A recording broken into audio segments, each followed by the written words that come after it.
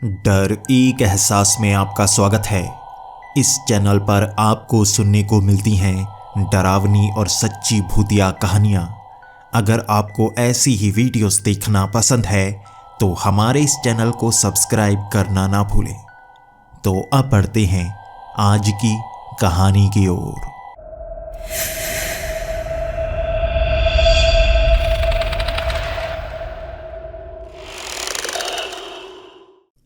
Hello दोस्तों, मेरा नाम मार्क स्मिथ है और मैं कनाडा में एक पुलिस ऑफिसर हूँ। मुझे अपना काम बहुत ज़्यादा पसंद है। मैं मुजरिमों को अपने शहर में रहने नहीं देना चाहता, इसलिए जब भी आधी रात को मुझे कॉल आती है तो मैं तैयार होकर अपना काम करने के लिए निकल पड़ता हूँ। कई लोगों को ये काम पसंद आता है, कई लोगों को ये काम पसंद नहीं आता। मेरे साथी हमेशा मुझसे कहते रहती हैं, तुम आधी रात तक काम करते रहते हो, आखिर तुम रेस्ट कब करते हो? क्या तुम्हें काम इतना ज़्यादा पसंद है कि तुम हर वक्त ऑन ड्यूटी ही रहते हो? मैं कहता हूँ हाँ, मेरी अभी शादी नहीं हुई है क्योंकि मुझ पर कोई जिम्मेदारी नहीं है, इसलिए मैं काम को ही अपनी जिम्मेदारी मानता हूँ और इसमें मेरा मन भी बहुत ज़्यादा लगा करता था। इसी कारण मेरे साथी मुझसे जला करते थे। जब भी मुझे ऑफिस में बुलाया जाता सबको गालियाँ पड़ती, डांट पड़ती, लेकिन मेरी तारीफ़ की जाती। अपने साथी ही आपके खिलाफ होने लगते हैं अगर आपकी तारीफ़ें ज़्यादा होने लगे। सब मुझसे कहा करते कि मैं ज़्यादा काम करता हूँ, इसलिए उन्हें भी ज़्यादा काम करना पड़ता है। मेरी एग्जाम्पल दी जाती है कि किस तरह से मार्क कितना ज़्यादा काम करता है, हमेशा ऑन ड्यूटी रहता है। आधी रात को भी कॉल करो तो वो 5 मिनट में पहुँच जाता है, जबकि बाकी अपने फ़ोन बंद कर लिया करते थे। यहाँ ड्यूटी टाइम पर ही वो किया करते, अपनी सैलरी लिया करते और चुपचाप रहा करते, जबकि मैं काम को ही भगवान मानने लगा था। और इसी के साथ मुझे ईमानदारी भी बहुत ज़्यादा पसंद थी।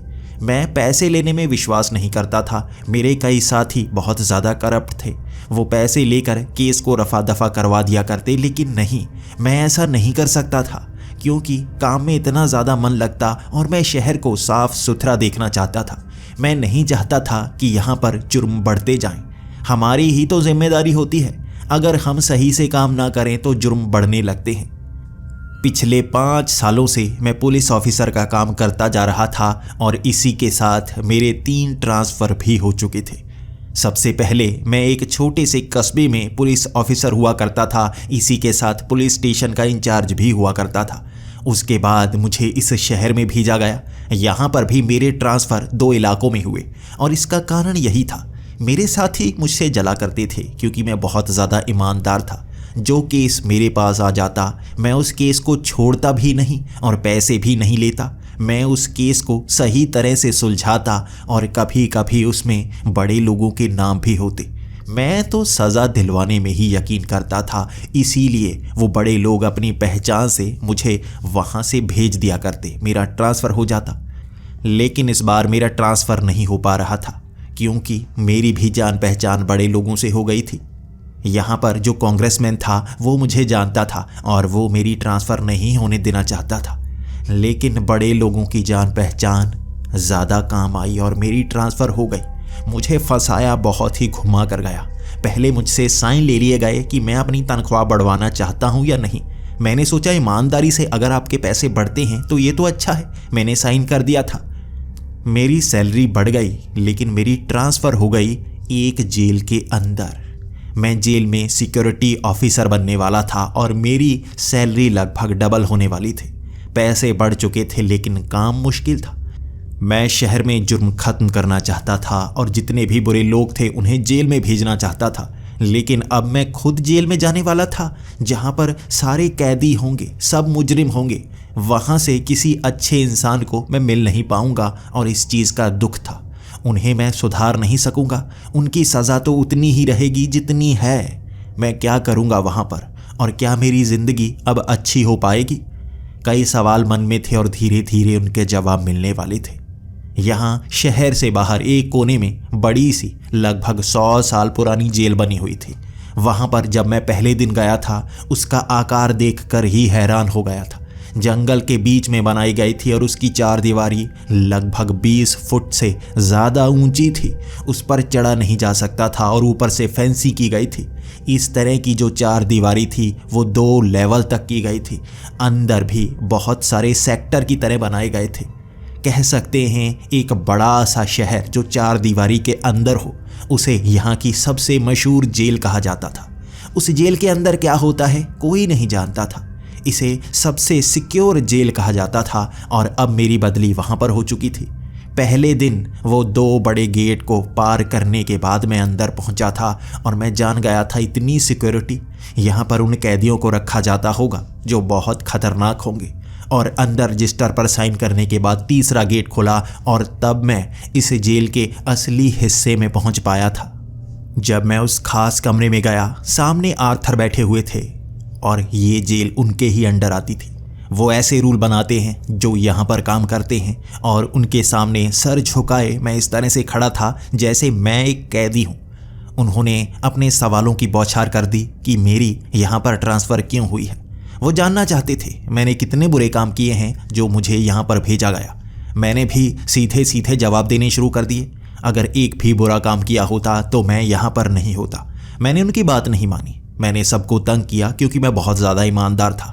मुझे जुर्म बिल्कुल पसंद नहीं और मैं मुजरिमों को जेल के अंदर भेजना ही पसंद करता हूँ। मेरी ये बातें सुनकर आर्थर बहुत ज़्यादा खुश थे और उन्होंने मुझे गले से लगा लिया और कहा, यहाँ अच्छे लोग बहुत कम आते हैं। यहाँ उनकी ट्रांसफ़र की जाती है जो बहुत बुरे होते हैं और पुलिस वाले भी ऐसे ही आते हैं। उनको भी सुधारना पड़ता है और मुझे खुशी हुई तुम अच्छे हो, लेकिन ध्यान रखना यहाँ पर पुलिस वाले भी मुजरिमों के साथ साथ बुरे हो चुके हैं। उनका ख्याल रखना और अपना भी ख्याल रखना। इसके बाद मुझे फ़ाइल दे दी गई थी और आज का पूरा दिन मुझे वो फ़ाइल पढ़नी थी। यहाँ पर कितने कैदी हैं, इस जेल को कितने हिस्सों में बनाया गया है, हर जानकारी उस फाइल में दी गई थी और ये पढ़नी बहुत ज़्यादा ज़रूरी थी क्योंकि इसी के साथ मैं यहाँ कैदियों पर ध्यान रख पाऊँगा। यहाँ पर पूरी जेल का नक्शा था। कहीं से बचकर भागने का कोई रास्ता नहीं था। यहाँ बार बार चेकिंग होती थी और मुझे यहाँ पर सिक्योरिटी ऑफिसर के तौर पर रखा गया था जो जेल का मुआयना हमेशा करता ही रहेगा, लेकिन मैं कभी भी किसी सेल के अंदर नहीं जा सकता। चलो ठीक है, किसी भी मुजरिम के पास मैं वैसे भी जाना नहीं चाहता, कई बहुत ज़्यादा खतरनाक होते हैं। यहाँ इस जेल को 3 हिस्सों में बनाया गया था। जो पहला सेक्टर था उसमें उन कैदियों को रखा गया था जो छोटी मोटी चोरी चकारी या झगड़े के केस में यहाँ पर आए हुए थे। वो 6 महीने से 1 साल तक यहाँ रहने वाले थे और सबसे कम सख्ती उसी इलाके में थी। वहाँ पर मुझे राउंड लगाना था। वहाँ उनको ज़्यादा फैसिलिटीज़ दी जाती। वहाँ पर एक टीवी भी लगा हुआ था। इसी के साथ वहाँ पर उनको किताबें पढ़ने के लिए भी दी जाती। ये इलाका काफ़ी बड़ा था क्योंकि ज़्यादातर कैदी इसी एरिया में थे। उसके बाद था दूसरा एरिया। यहाँ पर उन कैदियों को रखा गया था जिन्होंने गंभीर जुर्म किए थे। किसी का कत्ल किया था, किसी का रेप किया था, किसी घर को जलाया था जिसमें लोग मारे गए हों, या गाड़ी के नीचे किसी को देकर मार दिया हो। ज़्यादा हम कह सकते हैं कि किसी का कत्ल करने वाला, उसे या तो फांसी की सज़ा मिली हो या उम्र कैद की सज़ा मिली हो, उसे दूसरे सेक्टर में रखा गया था और इसे खतरनाक सेक्टर कहा जाता था। यहाँ पर सभी सेल के साथ ही एक छोटा सा रास्ता बनाया गया था। वहाँ से डंडे को हर सेल पर मारते हुए निकलना है और चेक करना है कि हर कैदी अपने सेल में ही होना चाहिए। उनसे ज़रा दूरी बनाकर रखनी है। 3 फुट का रास्ता है और वहाँ दोनों तरफ से उनसे दूरी बनाकर ही निकलना है क्योंकि कभी कभी वो हमला भी कर सकते हैं। मुझे इस सेक्टर से डर था। उसके बाद मैं तीसरे सेक्टर के बारे में पढ़ने लगा और वहाँ पर और भी खतरनाक चीज़ बताई गई थी। तीसरे सेक्टर में उन कैदियों को रखा गया था जो बहुत ज़्यादा खतरनाक हैं। उन्होंने लोगों को मारा है और ज़्यादातर सीरियल किलर्स यहाँ पर रखे गए थे। ये वो कैदी हैं जो साधारणतः दूसरे सेक्टर में रखे नहीं जा सकते, दूसरे कैदियों को ही जान से मार देते हैं। उन्हें तीसरे सेक्टर में रखा जाता है और इसे हम काल कोठरी कह सकते हैं। वहाँ उनको कोई फैसिलिटी नहीं दी जाती। दिन में सिर्फ 1 बार ही खाना दिया जाता है ताकि उनके शरीर कमज़ोर हो जाएं और वो हिंसक ना रहें और तड़पते तड़पते वो माफ़ी मांगे कि वो दूसरे सेक्टर में पहुँच जाएं। इसे सबसे डरावना सेक्टर कहा जाता है। और यहाँ पर उनसे बचकर ही रहना है, क्योंकि वो बार बार हमला करने की कोशिश करते हैं, सुरंग बनाकर भागने की कोशिश करते हैं, कभी कभी पूरी दीवारों को दांतों से कुतरने की कोशिश करते हैं। उन्होंने कई बार लोहे को काटने की कोशिश की है और अपना पूरा जबड़ा तोड़ दिया है। यहाँ उनसे बचकर ही रहना है। अब मैं डरने लगा था तीसरे सेक्टर से। मुझे वहाँ पर ना भेजा जाए। मैं वहाँ पर कोई चेकिंग नहीं करना चाहता, और अगर मेरी बारी आती भी है तो मैं जल्दी से वहाँ से निकल आया करूँगा। मुझे पता है ऐसे खतरनाक कैदी कुछ भी कर सकते हैं। उनके हाथ में छोटा सा कंकर भी आ जाए वो उसे भी हथियार बना लेते हैं। मैंने अपने शहर में एक आदमी ऐसा ही देखा था, जिसके पास एक छोटा सा पेन था और उस पेन से उसने 3 पुलिस वालों को जान से मार दिया था। बड़ी आसानी से कत्ल कर दिए थे, जबकि उन पुलिस वालों के पास बड़े बड़े डंडे भी मौजूद थे। ऐसे कातिल बहुत खतरनाक होते हैं, इनका दिमाग बहुत तेज होता है और यहाँ पर वो भरे पड़े होंगे। उनकी संख्या यहाँ पर 30 थी। काली कोठरी में 30 कैदी किसी एक पुलिस वाले का बड़ी आसानी से शिकार कर सकते हैं, तो हर सेल को भी चेक करना होगा, वो पूरी तरह से बंद हो, कोई निकल ना पाए। सबसे पहला ही दिन उस फाइल को पढ़ते हुए निकल गया, और दूसरे दिन मेरी ड्यूटी वो पहले सेक्टर में लगी थी। वहाँ पर साधारण कैदी थे। जैसे ही मैं वहाँ पर पहुँचा, मेरा शरीर काफ़ी हट्टा कट्टा था और मैं बहुत ज़्यादा एक्सरसाइज किया करता था, तो सभी मुझे देखकर डर गए थे। और मैंने भी इस तरह से माहौल बना दिया था कि मैं काफ़ी खतरनाक पुलिस वाला लगूं। वो डरे मुझसे। हर किसी से मैं सीधे मुंह बात नहीं करता। उन्हें जैसे बैठने के लिए कहता वो चुपचाप बैठ जाते। ये वो कैदी थे जो छोटे मोटे जुर्म करके यहाँ पर आए थे, और यहाँ 1 साल के अंदर अंदर उन्हें छोड़ दिया जाता। इसलिए वो डरे डरे रहते ताकि कोई गलती ना करें, और इसीलिए मैं उन पर रोब मारता रहता। पहले 4 दिन मेरे बड़े आसानी से निकले। वहाँ पर कुल 95 कैदी थे और हर एक कैदी मुझसे बहुत ज़्यादा डरने लगा था और मुझ में भी बहुत ज़्यादा कॉन्फिडेंस आने लगा था। इसके बाद 5वें दिन यहाँ पर ड्यूटी बदली गई। मुझे दूसरे सेक्टर में भेजा गया। जैसे ही मैं दूसरे सेक्टर में पहुंचा, वहाँ पर कुल 50 कैदी थे, और ये वो कैदी थे जिन्होंने किसी न किसी का कत्ल किया था। वो 50 मुझे इस तरह से घूर रहे थे कि मैं भी थोड़ा थोड़ा डरने लगा था। वो अपने सेल के अंदर थे और शाम के 6 बजे उन्हें छोड़ा जाता बाहर घूमने के लिए। जब उन्हें छोड़ा जाता, उनके साथ और कोई भी कैदी नहीं होता। 2 सेक्टर को खतरनाक सेक्टर माना जाता था और मुझे ऊपर खड़े होकर उनको देखना होता।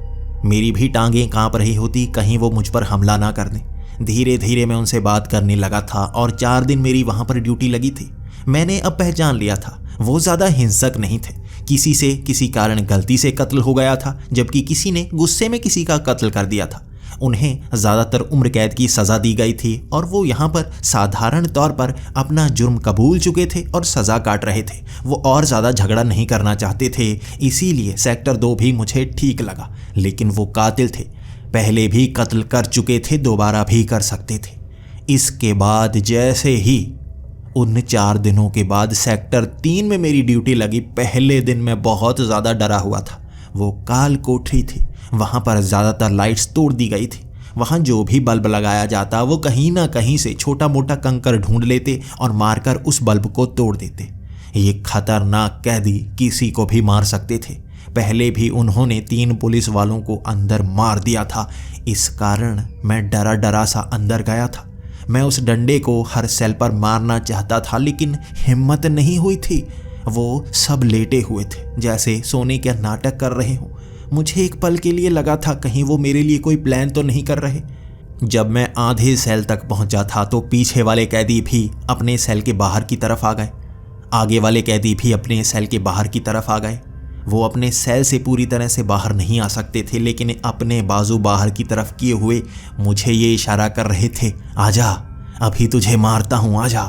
हर कोई ये कह रहा था और उनके हाथों को छूता हुआ मैं आगे बढ़ रहा था। मैं उनकी आंखों में नहीं देख पा रहा था, क्योंकि उनकी आंखों में एक दहशत थी। वो कातिल थे और कत्ल करना चाहते थे। कई लोगों को ये लत लग जाती है। उनसे गलती से कत्ल नहीं हुआ होता, ना ही मजबूरी में कत्ल हुआ होता है। वो जानबूझकर कत्ल करते हैं और जब तक वो जिंदा रहेंगे वो कत्ल करते रहेंगे, भले ही उन्हें काल कोठरी में डाल दिया जाए। उनकी उंगलियां मुझे छू रही थी और मुझे बिल्कुल अंत तक वो गेट तक जाकर वापस आना था।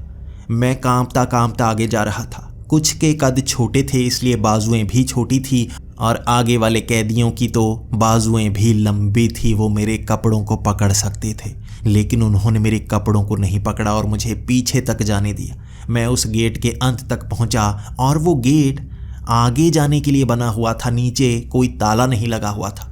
उसके आगे एक जाली लगी हुई थी और मैंने उस जाली में देखा, वहां पर पीछे मुझे चौथा सेक्टर भी दिखा। वहां बहुत सारे सेल बने हुए थे, वहां लाइट्स भी लगी हुई थी, साफ सुथरे से सेल थे। यहाँ चौथा सेक्टर मौजूद है और मुझे किसी ने बताया तक नहीं, ना ये उस फाइल में है। इस जेल से बाहर यहाँ 4 सेक्टर होंगे, कोई जानता भी नहीं होगा। और जब मैं पीछे मुड़ा था, हर कैदी हाथ में पत्थर लिए, छोटे मोटे कंकर लिए तैयार बैठा था मुझ पर हमला करने के लिए। यहाँ हफ्ते में 2 बार ही घूमना होता है, लेकिन जब भी कोई यहाँ पर आता है ये हमला करने की कोशिश करते हैं। मैं डर गया था, मैं सहम गया था, क्या करूँ। मुझे अब धीरे धीरे आगे बढ़ना था। जैसे ही दोनों तरफ के जो पहले कैदी आए, उन्होंने मुझे मारने की कोशिश की। उनकी बाजुएं लंबी थी, वो मेरे कपड़ों को पकड़ने की कोशिश कर रहे थे, दोनों तरफ से कपड़े पकड़ रहे थे। मेरे हाथ में डंडा था, मैं क्या करता, मैंने डंडा दोनों के बाजुओं पर मारना शुरू कर दिया। उनकी बाजुएं जैसे लोहे की बनी हो, उन्हें दर्द नहीं हो रहा था। मैं उंगलियों पर डंडे मारे जा रहा था कि मुझे जाने दो, वो मुझे छोड़ नहीं रहे थे। चौथे सेक्टर से एक आवाज़ आई थी, ढम, जैसे किसी ने कुछ गिराया हो। और उसके 2 सेकंड बाद एक और आवाज़, ढम, फिर से जैसे भारी चीज़ किसी ने गिराई हो। और वो आवाज़ सुनकर उनकी बाजुएं अंदर चली गई। मैंने उन खूंखार कैदियों को कांपते हुए देखा था, वो पीछे वाली दीवार से लग गए थे। मुझे बताया गया था कि सेक्टर 3 वाले सभी कैदी बहुत ज़्यादा हिंसक हैं, वो किसी से नहीं डरते, किसी पुलिस वाले से नहीं डरते। लेकिन चौथे सेक्टर से आई उस आवाज़ ने सबको डरा दिया था। दीवारों से लगे हुए वो जैसे आंखें झुकाकर मुझे आगे जाने का इशारा कर रहे थे। एक कैदी ने हाथ हिलाकर कहा भी था कि मैं जा सकता हूँ, और उसने अपनी आंखें ऊपर तक नहीं की थी। मैं तीसरे सेक्टर से, उस छोटे से गलियारे से बड़ी आसानी से चलता हुआ बाहर निकल आया। किसी ने मुझ पर हमला नहीं किया था, लेकिन जैसे ही मैं आगे तक पहुंचा था, मुड़कर मैंने पीछे वाला वो गेट देखा था। यहाँ चौथा सेक्टर है और वहाँ कोई आवाज़ करता है जिससे सब डरते हैं। चौथे सेक्टर में कौन हो सकता है? क्या इनसे भी ज़्यादा खूंखार कैदी कौन हो सकते हैं चौथे सेक्टर में? मुझे इसका जवाब चाहिए था। मैं वहाँ से बाहर निकला और मैं सीधा आर्थर के पास जाने वाला था। मैं उनसे पूछना चाहता था कि आज आपने जहाँ पर मुझे भेजा था, मुझे एक पल के लिए लगा था कि मुझे बहुत ज़्यादा चोट लगने वाली है। यहाँ पर ये कैदी इस तरह से हमला करते हैं और गलियारे को कितना छोटा बनाया गया है। कोई इतनी आसानी से वहाँ जाकर वापस कैसे आ सकता है? आप मुझे मरने के लिए भेजे थे वहाँ पर, और मुझे चौथे सेक्टर की जानकारी भी चाहिए। आर्थर से मैंने कई सवाल पूछे थे, उन्होंने हर एक का जवाब दिया था। इस जेल को 100 साल पहले से बनाया गया है। यहाँ पर पहले सेक्टर नहीं हुआ करते थे, इसी तरह से पूरा का पूरा इलाका हुआ करता था। हमने यहाँ पर सेक्टर बनाए ताकि हर कैदियों को अलग अलग रखा जा सके। उन खूंखार कैदियों को तो बिल्कुल अलग रखा जाता है, वो लोगों पर हमला करते हैं। जब से उन्हें बिल्कुल अलग रखा जाना शुरू हुआ है, यहाँ जेल के अंदर जो बड़े हादसे हुआ करते थे, लड़ाइयाँ हुआ करती थी, वो होना बंद हो गई। लेकिन वहाँ रास्ता थोड़ा ऐसा ही है, और एक बार देखने जाना भी तो पड़ता ही है, कहीं वहाँ से कोई सुरंग खोद कर भाग ही ना जाए। इसके बाद मैंने आर्थर से सीधा सीधा सवाल पूछा, वहाँ सेक्टर 4 भी है, मैंने पीछे वो सेल देखे हैं। इसके बाद आर्थर ने कहा, उसकी जानकारी तुम्हें नहीं दी जा सकती। देखो, जब तुम्हारी वहाँ पर ड्यूटी लगेगी तुम्हें तभी बताया जाएगा, उससे पहले मुझसे कोई सवाल मत पूछना। मेरे अंदर बहुत सारे सवाल थे, लेकिन उनसे मैं ज़बान नहीं लड़ा सकता था, इसलिए मैंने अपना सर नीचे झुका लिया। मेरे मन में इतने सारे सवाल थे, मैं किससे पूछता। मैं वहाँ से बाहर आ गया। मैंने बाकी साथियों से भी पूछने की कोशिश की, लेकिन उस सवाल के बाद हर कोई मुझसे दूर हो जाता। कोई भी उसका जवाब नहीं देना चाहता था, जैसे हर कोई डर रहा था सेक्टर 4 से। सेक्टर 4 में ऐसे कैदी रखे गए होंगे जिनसे पुलिस वाले भी डरते हैं। कैसे कैदी हो सकते हैं? मैं मन में सोचे जा रहा था, जवाब मुझे मिल नहीं रहा था। उसका जवाब वहाँ जाकर ही पा सकता था। 4 दिन मैं सेक्टर 3 में गया, और जैसे ही सेक्टर 4 से वो आवाज़ आई थी, अब वो कैदी हाथ आगे नहीं बढ़ा रहे थे, वो मुझे पकड़ने की कोशिश नहीं कर रहे थे। हर कैदी ने अपनी नज़रें झुका रखी थी। जैसे ही मैं वो बड़ा सा गेट खोलता वहाँ चेक करने के लिए, हर कैदी दीवार से लग जाता। वो मुझसे जैसे डर से जाते, एक कोने में चिपक से जाते, कोई आवाज़ नहीं करता। जबकि सेक्टर 3 से बहुत ज़्यादा आवाज़ें आया करती थी, हम तुम्हें मार देंगे, हमें बाहर निकालो, हम यहाँ काल कोठरी में नहीं रहना चाहते। लेकिन अब कोई भी आवाज़ें नहीं करता। जैसे वो मुझसे डर गए थे या सेक्टर 4 वाले उस आवाज़ करने वाले इंसान से डर गए थे। किससे डरे थे वो 4 दिन तक मैंने ऐसे ही ड्यूटी की थी। उसके बाद 5वें दिन मेरी ड्यूटी अब लगी थी सेक्टर 4 में। आर्थर मुझे समझा रहे थे वहाँ क्या क्या करना है, क्या क्या नहीं करना है। उनके जो जवाब थे वो अजीब से थे। मैंने वहाँ पर हर सवाल किया और उन्होंने मेरे हर सवाल का जवाब भी दिया। सेक्टर 4 में कौन है? उन्होंने कहा कोई नहीं, वो तो खाली सेक्टर है। मैंने कहा किसी ने आवाज़ की थी, वो किसने की होगी? उन्होंने कहा कोई पत्थर गिरा होगा, ऐसे पत्थर की आवाज़ आती ही रहती है, फिक्र मत करो। मैंने कहा क्या कोई ऐसी चीज़ है जो आप मुझे बताना चाहते हैं? उन्होंने कहा था नहीं। अब वो बड़ी शांत आवाज़ में हर सवाल का जवाब तो दे रहे थे, लेकिन वो जवाब मुझे संतुष्ट नहीं कर पा रहे थे। कुछ तो बताओ, सब लोग उस सेक्टर से इतना डरते क्यों हैं? उन्होंने कहा वहाँ से आवाज़ें आती हैं इसलिए सब डरते, वहाँ रखा किसी को नहीं जाता। लेकिन ये कैदी सेक्टर 3 से सुरंग खोद कर सेक्टर 4 में जा सकते हैं, इसलिए वहाँ पर भी अब 4 दिन तुम्हें चेक करने के लिए जाना होगा, क्योंकि सेक्टर 4 के आगे वो पतली छोटी सी दीवार है, उसे फांदा भी जा सकता है, तोड़ा भी जा सकता है। वहाँ पर बहुत सारे सेल हैं जो टूटे हुए हैं। अगर कोई कैदी सेक्टर 4 में पहुँच जाए तो वहाँ से भागना काफ़ी आसान हो सकता है, इसीलिए वहाँ कोई रुकता नहीं, और अगर तुम वहाँ पर पहुँच गए तुम्हें कोई मिलेगा नहीं। मैंने कहा तो मुझे वहाँ भेजा ही क्यों जा रहा है? सेक्टर 4 में आपको कोई और रास्ता बनाना होगा, वहाँ पर भी कैदी रखने होंगे। अगर वहाँ पर इस तरह से भागने का रास्ता है तो उसे बंद करवा देना चाहिए, अब तक करवाया क्यों नहीं गया? ये वो सवाल था जिसका जवाब आर्थर ने नहीं दिया था। मुझे बस एक गन दे दी गई थी, एक बड़ा सा डंडा दे दिया गया था। मैं बार बार सोच सोच कर डरे जा रहा था। इसके बाद मेरा ड्यूटी का टाइम शुरू हुआ। मैं जैसे ही सेक्टर 3 के बीच से निकला, हर कोई पीछे चिपका हुआ था, लेकिन उनकी आंखें ऊपर थी। आज वो मुझसे डर नहीं रहे थे, बल्कि मेरी तरफ देखकर मुस्कुरा रहे थे। जैसे जैसे मैं आगे बढ़ता गया, वो कैदी अपने सेल के आगे की तरफ आते गए, लेकिन जहां आगे जाने का रास्ता था वो कैदी अब भी पीछे ही थे, जैसे वो मेरे लिए रास्ता बना रहे हों कि मुझे आगे बढ़ना चाहिए। मैं आगे बढ़ता गया और उस गेट तक पहुंच गया। सभी कैदी बिल्कुल आगे तक आ चुके थे उन सलाखों के पास, और मुझे देखकर मुस्कुराए जा रहे थे। उनकी आंखों में वो मुस्कान दिख रही थी, अजीब सी, जैसे कुछ घटने वाला है और उन्हें पता है वो क्या घटना होगी। मैंने उस गेट को खोला था क्योंकि वहाँ पर कोई ताला लगा हुआ नहीं था। उस गेट को खोलते ही मैं 4थे सेक्टर में पहुँच गया था। हर तरफ लाइट लगी हुई थी, वहाँ बहुत सारे सेल बने हुए थे। यहाँ की कोई डिटेल आपको किसी फाइल में नहीं मिलेगी, इसलिए मैं इसके बारे में आर्थर से सवाल पूछ कर ही जान पाया था। मुझे अब ड्यूटी के अनुसार उस गेट को बंद करना होगा और यहाँ पर चेकिंग करनी होगी।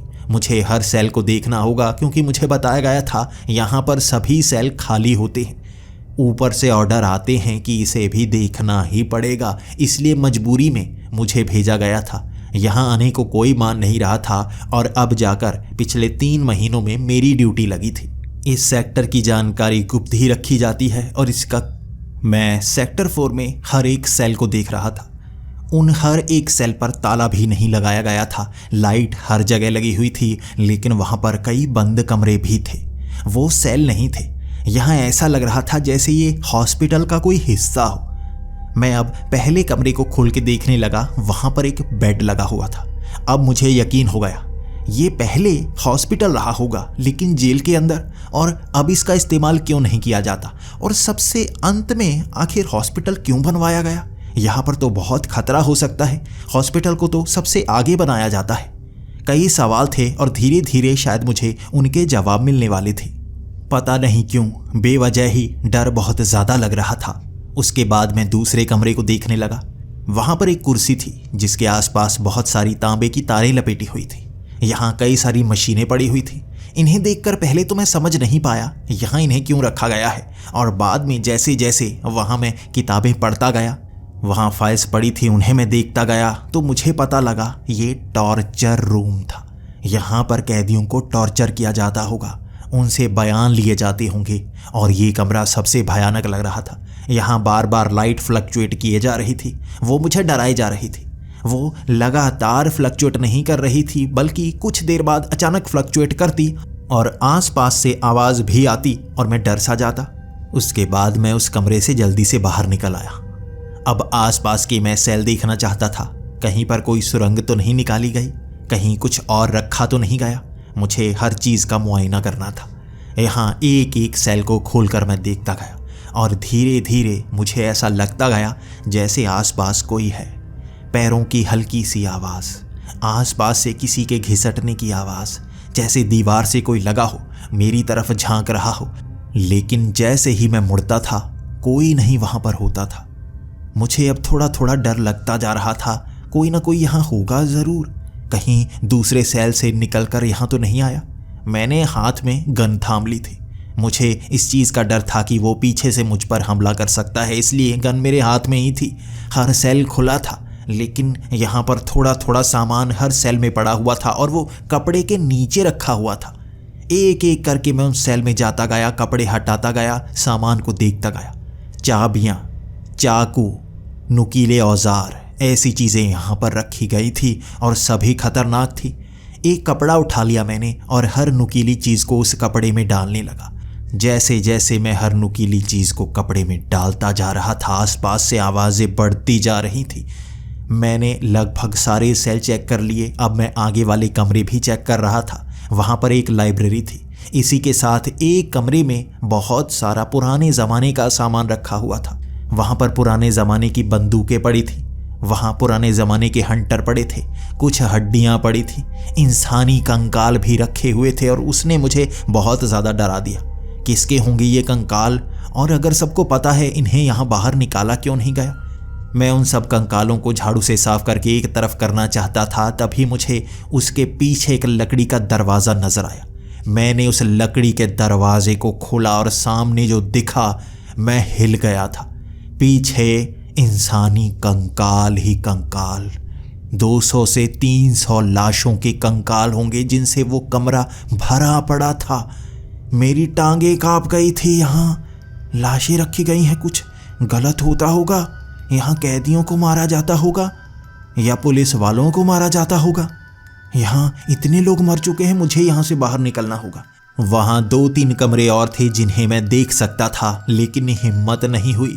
मैं उस कंकालों वाले कमरे को देखकर भाग कर गेट की तरफ आने लगा था और तभी मैंने गेट को खोलने की कोशिश की। ये गेट बंद था, ऐसा लग रहा था जाम हो चुका। मैं कोशिश करता गया, हिलाता गया, और जब वो गेट नहीं खुला तो जाली से मैंने आवाज़ लगाई, कोई कैदी आगे आवाज़ लगा सकता है? मेरा गेट नहीं खुल रहा, कोई यहाँ आकर मेरी मदद कर सकता है? किसी कैदी ने जवाब नहीं दिया था। कोई तो मेरी आवाज़ सुनो, कोई यहाँ पर है? अब सबसे पास वाले सेल वाला वो कैदी बिल्कुल उन सलाखों के पास आया और मेरे चेहरे की तरफ देखकर हंसने लगा। तुम्हें क्या लगता है तुम्हारी मदद के लिए कोई आएगा? अगर बाहर किसी को बता भी दिया गया, तुम्हें लगता है कोई इस सेक्टर में आ सकता है? मैं डरा सहमा सा उससे अब पूछ रहा था, क्या हुआ? क्या यहाँ कोई मदद के लिए नहीं आता? क्या ये गेट हमेशा फंस जाता है और खुलेगा या नहीं? बताओ मुझे। वो कहने लगा, गेट तो खुला ही है, बस तुम नहीं खोल सकते उसे, कोई और ही खोल सकता है। इजाज़त तो लेनी ही होगी और मौत को छू कर आने के बराबर है वो इजाज़त। मैंने देखा था वो सबसे लंबे वाला कैदी था। उसकी बाजू बहुत ज़्यादा लंबी थी और वो हाथ लगाकर इस गेट के हैंडल तक पहुंच सकता था। अगर वो उधर से खींचने की कोशिश करता और इधर से मैं धकेलने की कोशिश करता, शायद ये गेट खुल जाता। मैंने उससे कहा, इसका हैंडल पकड़ो, खींचने की कोशिश करो, मैं यहाँ से धकेलता हूँ, बड़ी आसानी से खुल जाएगा। मुझे लगता है इस तरफ से बंद नहीं है, तुम्हारी तरफ से बंद है। अगर तुम हैंडल को खोल सको तो खोल के दिखाओ। वो कहने लगा था, खोल तो सकता हूँ लेकिन इजाज़त नहीं है। उसने बस ये कहा था। उसके बाद पीछे से वो आवाज़ें, धम धम, 2 आवाज़ें ये आई थी और वो डरने लगा था। मैंने उस कैदी की आंखों में वो डर देखा था। वो सहम गया था और दीवार से जा लगा था। दीवार से लगकर उसने अपना चेहरा नीचे कर लिया था। उसकी टांगें कांपने लगी थी। वो इस तरह से डरा हुआ था जैसे मौत उसके बहुत करीब हो। और वो आवाज़ सेक्टर 4 से आई थी। वो भारी आवाज़ ने मुझे भी डरा दिया, क्योंकि ये सेक्टर तो खाली होना चाहिए। ये आवाज़ किसने की थी? मैं उस गेट को खोलने की कोशिश करता जा रहा था, तभी पीछे से और आवाज़ें आने लगी। यहाँ ऐसा लग रहा था जैसे बहुत सारे कैदी हों और अलग अलग सेल से अलग अलग आवाज़ें आ रही थी। किसी की पतली आवाज़ तो किसी की भारी आवाज़। वो आवाज़ें पहले तो मध्यम थी, लेकिन धीरे धीरे बिल्कुल साफ होने लगी। उन आवाज़ों के साथ वहाँ गिरने पड़ने की, चीखने की आवाज़ें भी भरने लगी थी और मैं डरने लगा था। ये भूत प्रेत कहाँ से आ गए? सारे सेल तो खाली पड़े थे। अब मैं चलता चलता पीछे जाकर देखने लगा और पहला सेल मैंने देखा। वहाँ बिना कपड़ों के एक सूखा हुआ कैदी, जिसकी शरीर की हड्डियाँ तक निकली हुई थीं, उसे बांधा हुआ था और वो ज़मीन पर लोटे जा रहा था। बार बार वो साफ सा हो जाता और धुंधला सा हो जाता। अचानक वहाँ पर मिट्टी के ऊपर से ही वो गायब हो जाता। वो जैसे भूत था या मेरी आंखों का भ्रम। कभी भी इतना ज़्यादा डरा नहीं था। शायद डर के कारण मुझे भ्रम हो रहे हैं, इसलिए मैं आंखें मलता और वो गायब सा हो जाता। तभी धीरे धीरे वो दिखना शुरू हो जाता। मैंने दूसरे सेल में देखा, एक मोटा सा आदमी था जिसके पेट में चाकू घुसा हुआ था। वो चाकू को निकालने की कोशिश तो कर रहा था, लेकिन उसके पैर उसके हाथों से बांधे हुए थे पीठ के पीछे। वो सिर्फ हिल पा रहा था, चाकू को निकाल नहीं पा रहा था। उसके पेट से खून निकल रहा था। मैं आंखें मलता और वो गायब। थोड़ी देर बाद फिर से दिखना शुरू हो जाता। वो कराह रहा था, बचने की कोशिश कर रहा था। एक एक करके मैं उन सेल से निकल रहा था। वहाँ अलग अलग कैदी भूत के रूप में मुझे दिख रहे थे। उन्हें देखकर डर भी लग रहा था। बार बार भागकर मैं उस गेट के पास आ जाता, उसे खोलने की कोशिश करता, लेकिन वो खुल नहीं पाता। तभी मुझे कुछ आवाज़ें सुनाई देती। लोग मदद मांग रहे होते और मैं मदद के लिए जैसे ही वहाँ पर जाता, मुझे वहाँ पर वैसे लोग नज़र आते। 5-6 सेल में तो ऐसे लोग नजर आए थे। 7वें सेल में मुझे एक ऐसा इंसान दिखा जो बहुत भयानक था। उसके शरीर पर कीड़े पड़ चुके थे और वो कीड़े उसके शरीर को खा रहे थे।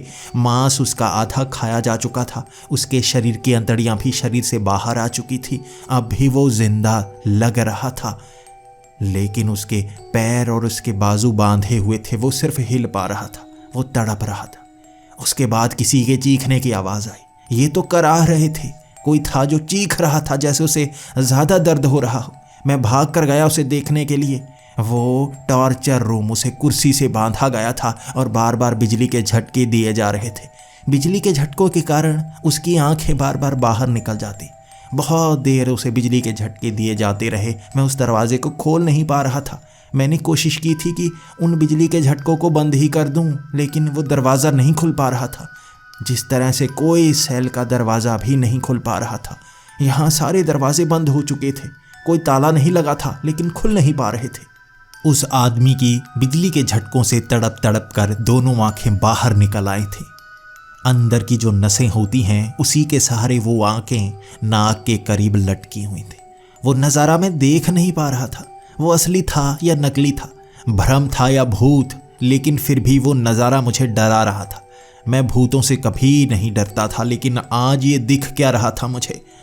चिल्लाने की, चीखने की आवाज़ें हर तरफ से, दर्दनाक मौत के नज़ारे मुझे दिख रहे थे। हर सेल में, हर कमरे में ऐसा ही था। वो दूसरा कमरा जो अस्पताल के एक वार्ड की तरह लग रहा था, वहाँ से भी आवाज़ आ रही थी कराहने की। मेरी टांगें काँप रही थी। भूतों से नहीं, उन नज़ारों से। वहाँ क्या देखने को मिलेगा? जैसे ही मैंने वो दरवाज़ा खोला, सामने एक पेशेंट को हाथों से और पाँव से बांधा गया था। शरीर खोला गया था, चाकू से फाड़ा गया था। दिल धड़क रहा था उसका, लेकिन उसका मांस खोला गया था, हड्डियां फाड़ी गई थीं, अंतड़ियां बाहर निकली हुई थीं। मैंने दरवाज़ा बंद कर दिया और आंखें भी बंद कर ली। मैं अंदर से घबराने लगा था, दिल मचलाने लगा था, उल्टी करने का मन कर रहा था मेरा। मैं घुटनों के बल आ गया था। उसके बाद भी मैं भागकर वापस जाना चाहता था, लेकिन मेरी टांगें अब जवाब देने लगी थीं। मुझे घबराहट होती जा रही थी। तभी उस सामने वाले बड़े कमरे से आवाज़ आई, ढम ढम। मैंने वो आवाज़ पहचान ली थी। ये आवाज़ इस कमरे से आ रही है। इसी को सुनकर सब कैदी चुप कर जाते हैं। देख कर आता हूँ ये आवाज़ कहाँ से आ रही है। क्या कोई भूत आवाज़ कर रहा है जिससे डरते हैं, या सच में किसी चीज़ की आवाज़ है? चलता चलता मैं उस दरवाजे के पास पहुंचा था। उस दरवाजे को भी मैं खोल सकता था। मैंने धीरे धीरे उस दरवाजे को खोला। मन में विचार था यहाँ भी कोई कैदी होगा जो बड़े से हथौड़े के नीचे आ रहा होगा, उस कारण ये आवाज़ आ रही होगी, लेकिन नहीं।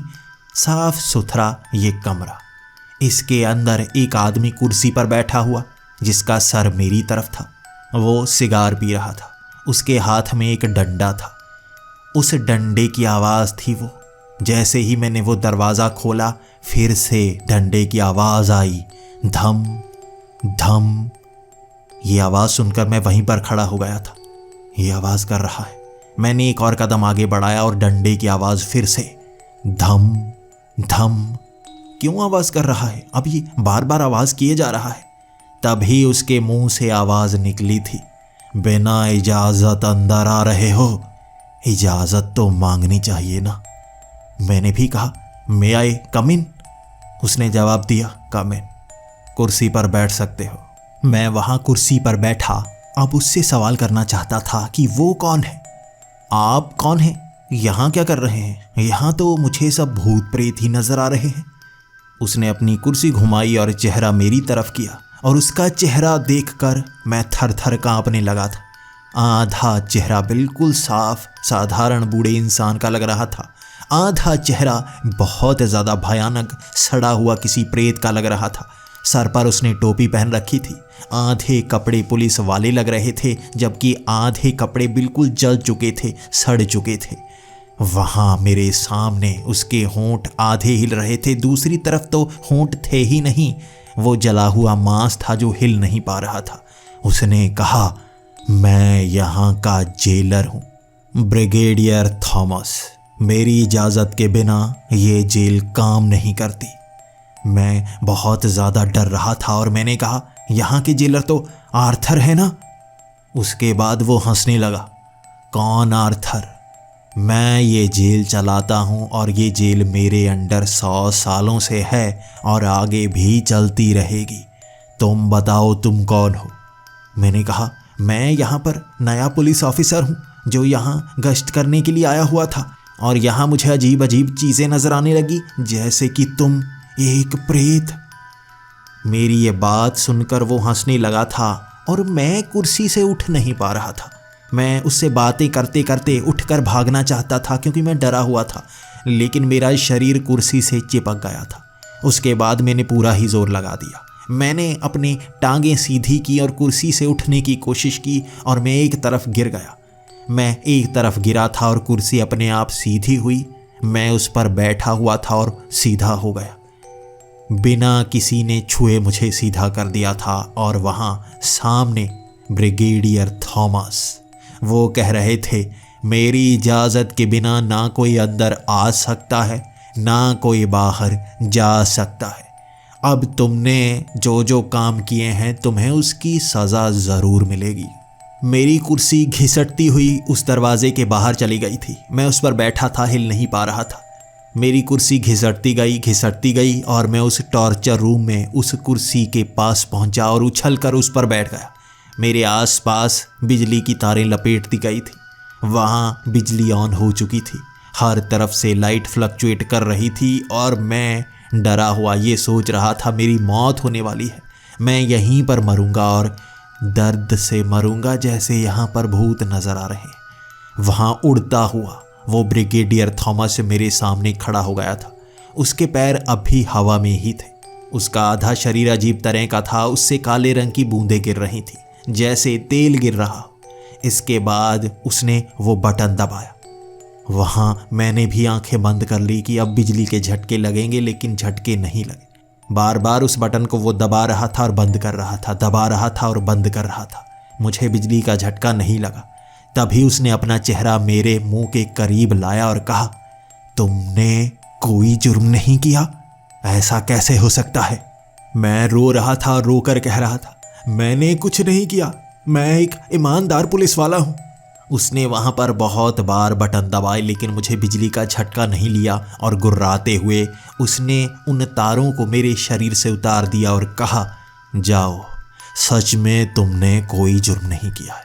बहुत समय बाद कोई आया है जिसने कोई जुर्म नहीं किया है। यहाँ पर कैदी और मुजरिम हर कोई जुर्म करता ही है। कुछ पकड़े जाते हैं, कुछ नहीं पकड़े जाते, लेकिन तुम तो सच में बेगुनाह हो। वहाँ उन तारों से मैं छूट चुका था, कुर्सी से उठ पा रहा था। मैंने उसे धक्का मारने की कोशिश की और उसके आर पार निकल गया। मैं वहाँ से भागने लगा। मैं उस गेट की तरफ भागना चाहता था क्योंकि बाहर निकलने का वही रास्ता था। आसपास उन सलाखों के अंदर से करहने की आवाज़ें उन भूतों की थी जिन्हें दर्द दिया जा रहा था। वो मरे हुए लोग थे जिन्हें अब भी दर्द दिया जा रहा था। गेट के पास पहुंचते मैं रो रो कर कह रहा था, गेट खोलो, कोई तो खोलो। मैं चीख रहा था कोई मदद के लिए आए, लेकिन कोई नहीं आ रहा था। वहाँ पीछे से ब्रिगेडियर थॉमस उड़ता हुआ मेरे करीब आता जा रहा था और मेरी आंखों से आंसू निकल आए थे। मौत मेरे बहुत करीब थी। वो मेरे साथ क्या करेगा? क्या वही करेगा जो सबके साथ किया? वहाँ अंदर लाशें भरी पड़ी हैं, वो कंकाल वो उन्हीं के होंगे जिसे इसने मारा होगा। वहाँ उस गेट को खोलने की मैं कोशिश कर रहा था और मेरे पीछे खड़ा ब्रिगेडियर थॉमस हंस रहा था। मैं अब पीछे घूमा और उससे माफ़ी मांगने लगा। मुझे जाने दो, मुझे माफ़ कर दो, अगर मुझसे कोई गलती हुई है मुझे मारना मत। ब्रिगेडियर थॉमस की बातें मैं सुनना नहीं चाहता था, लेकिन मजबूरी थी। उसने कहा, 100 सालों से मैं यहीं पर हूँ। मैंने ही इस जेल को बनवाया था और यहाँ जेलर मैं था। कैदी आसानी से नहीं सुधरते। मैं सरकार से कहा करता था सज़ा सख्त देनी होगी, लेकिन इस जेल को ही वो बंद करना चाहते थे। मैंने सख्त सज़ाएं दी जो भी यहाँ पर आया। मेरे मरने के बाद भी इस जेल में जो आग लगी थी, मुझे पता है मुझे जलाया गया था, क्योंकि मैं इस जेल से निकलना नहीं चाहता था। लेकिन मरने के बाद भी मैं यहीं पर रहा और ये जेल मेरे अधीन आज भी है। मुजरिमों को सज़ा दी जाती है। इस तरफ जो भी मुजरिम आता है मैं सज़ा देता हूँ, भले ही वो कैदी हो या पुलिस वाला। तुम वो हो जिसने सच में जुर्म नहीं किया, इसलिए बचकर जा रहे हो। यहाँ जो कैदी हैं मुझसे डरते हैं, क्योंकि मैं उन्हें खींच कर यहाँ ले ही आता हूँ। जो सज़ा मैं देता हूँ कोई नहीं दे सकता। मैं सुधारने में यकीन करता हूँ, और जो सुधरना नहीं चाहता मारने में यकीन करता हूँ। मेरे द्वारा सज़ा जिंदा को ही नहीं, मरने के बाद भी दी जाती है, और ये मरे हुए लोगों के कंकाल मेरे पास ही रहेंगे। मैं इन्हें अब भी सज़ा देता ही रहता हूँ। ये सीरियल किलर, ये रेपिस्ट, ये मरने के बाद भी इन सज़ाओं को भुगतते ही रहेंगे।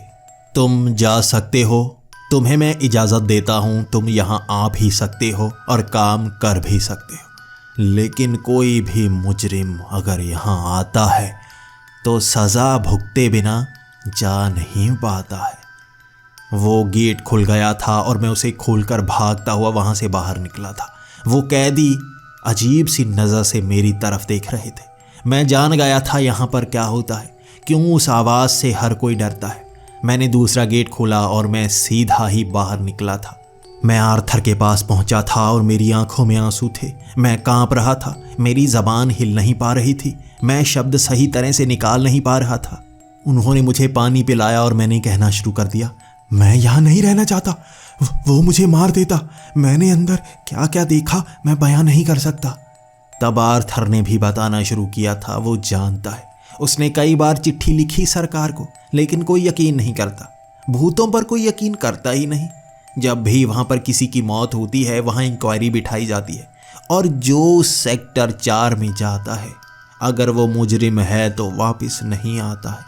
इंक्वायरी पर इंक्वायरी बिठाई गई और धीरे धीरे मानने लगे कि सेक्टर 4 में कोई नहीं जा सकता।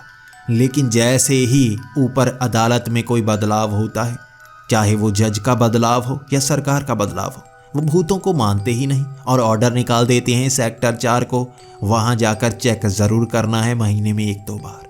हम भेजना नहीं चाहते, लेकिन भेजना पड़ता है, और कई लोग सज़ा भुगत कर बाहर निकलते हैं हफ्तों बाद। कई लोग मरकर कभी बाहर आ ही नहीं पाते। वो मुजरिमों को आज भी सज़ा देता है। ब्रिगेडियर थॉमस, सेना का वो जवान जो ईमानदार था और उसे जेलर बनाया गया, वो आग में जलकर मर गया, लेकिन कहा जाता है वो मरा नहीं है, जिंदा है। मरने के बाद भी जिंदा है और जेल उसी के अधीन है। मैं सेक्टर 4 में कभी नहीं जा सकता, वो मुझे भी पकड़ लेगा। जुर्म तो हर किसी ने किए होते हैं ना। मैं ये बात बताने की कोशिश हर किसी को करता रहा। जो यहाँ पर थे वो तो मानते थे, जो इस जेल से बाहर के थे वो भूतों को मानते ही नहीं थे। मैंने कहा आकर देखो, कभी आओ इस जेल में, पता चल जाएगा। लेकिन वो आना भी नहीं चाहते थे, मानना भी नहीं चाहते थे। 2 साल तक मैंने उस जेल में काम किया। सिर्फ मैं था जो सेक्टर 4 में जा पाता था, कोई नहीं जा पाता था। वहाँ कभी कभी सेक्टर 3 के कई कैदी गायब हो जाते। वो सेक्टर 4 से 15-15, 20-20 दिन बाद मिलते और बहुत बुरी हालत में मिलते। उन्हें बहुत चोट लगी होती और वो सुधरे हुए होते। जब भी कोई सेक्टर 4 में जाता, वापस आकर उन्हें सेक्टर 2 में ही भेज दिया जाता, क्योंकि वो सुधर चुके होते। ब्रिगेडियर थॉमस आज भी उस जेल में हैं और वो कैदियों को सुधार रहे हैं बारी बारी से। और मेरी बदली 2 साल बाद ही हो गई, वापस उसी शहर में जहाँ पर मैं काम करना बहुत ज़्यादा पसंद किया करता था। मैं आज भी ईमानदारी से काम करता हूँ और जिसे सज़ा मिलनी चाहिए उसे जेल तक ज़रूर पहुँचाता हूँ। कई कैदियों को जो सज़ा मिलती है उस जेल में, मैं वहाँ पर पहुँचाना पसंद करता हूँ और बाकी का काम वहाँ ब्रिगेडियर थॉमस कर ही देते होंगे।